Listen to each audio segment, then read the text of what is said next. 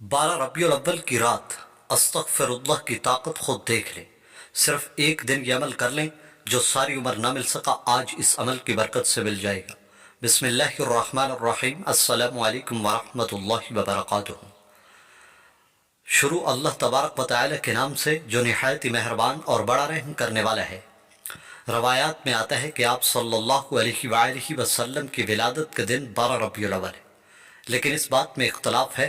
لیکن آج جو میں آپ کو عمل پیش کر رہا ہوں یہ 12 ربیع الاول کا خاص عمل ہے۔ آپ ربیع الاول کی رات اللہ سے خوب اللہ کی عبادت کریں، اللہ کے سامنے گڑ گڑائیں، رو رو کر مانگیں۔ انشاءاللہ اللہ پاک آپ کی دعاؤں کو قبول فرمائیں گے۔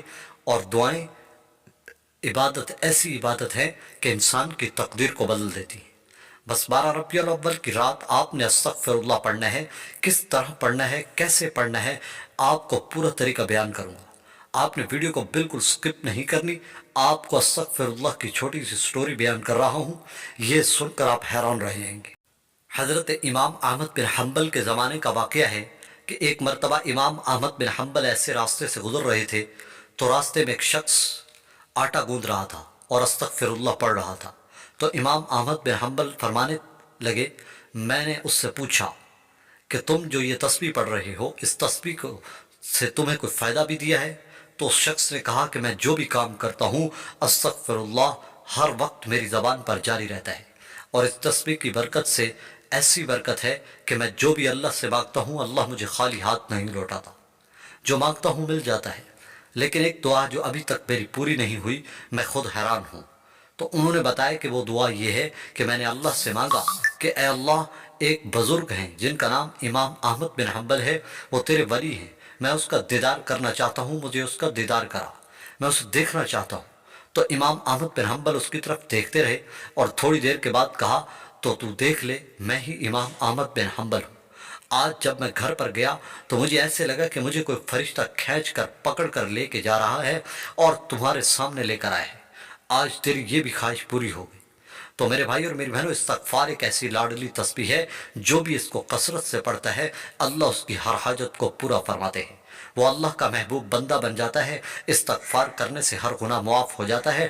اللہ پاک تمام گھروں میں جتنے بھی گناہ ہیں اللہ معاف فرما دیتے ہیں، اور وہ پھر اللہ سے جو بھی مانگتا ہے اللہ اسے عطا کر دیتے ہیں۔ حدیث شریف میں آتا ہے کہ نبی کریم صلی اللہ علیہ وآلہ وسلم نے فرمایا کہ استغفار شیطان کو ہلاک کر دینے والی تسبیح ہے۔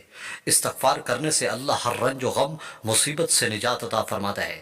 استغفار کرنے سے اللہ پاک ایسی جگہ سے رزق دیتا ہے جہاں سے اس کا گمان بھی نہیں ہوتا۔ تو میرے عزیز دوستو، میری گزارش ہے کہ آپ استغفار کو کثرت سے پڑھنا شروع کر دیں، معمول بنا لیں۔ آپ اپنے کام کرتے رہیں لیکن زبان پر استغفار جاری رہے۔ استغفار بڑی طاقتور تسبیح ہے، اس کی طاقت آپ خود پڑھنے کے بعد جان سکیں گے۔ میرے عزیز دوستو، میں آپ کو طریقہ بتا رہا ہوں، آپ نے اس طرح پڑھنا ہے۔ اس کے لیے نہ کسی جگہ بیٹھنے کی ضرورت ہے، نہ کسی خاص وقت کی ضرورت ہے، جس وقت چاہیں آپ کر سکتے ہیں۔ آپ نے کرنا کس طرح ہے، پہلے آپ درود شریف پڑھیں، درود شریف پڑھنے کے بعد استغفر اللہ پڑھنا شروع کر دیں، اور لگاتار پڑھیں، مستقل مزاجی سے پڑھیں، ان گنت پڑھیں، لادطات پڑھیں، جتنا مرضی ہو سکے کثرت سے پڑھیں اور ندامت کے ساتھ پڑھتے رہیں۔ 12 ربیع الاول کے دن یا رات اس تسبیح کو پڑھتے رہیں، کثرت سے پڑھیں، پھر انشاءاللہ اس تسبیح کے جو معجزے ہوں گے وہ خود دیکھ کر حیران رہ جائیں۔ اللہ کی قسم، اس تسبیح سے اللہ پاک ہر حاجت پوری فرمائیں گے، ہر دعا قبول فرمائیں گے، اور تمام گناہ معاف فرما دیں گے۔ یہ بڑی طاقتور عمل ہے، میں جو آپ کو پیش کر رہا ہوں، آپ عمل کر کے دیکھیں، اور یہ عمل آپ خود بھی کریں، دوسرے بہن بھائیوں تک لازمی شیئر کریں تاکہ ان کا بھی فائدہ ہو جائے۔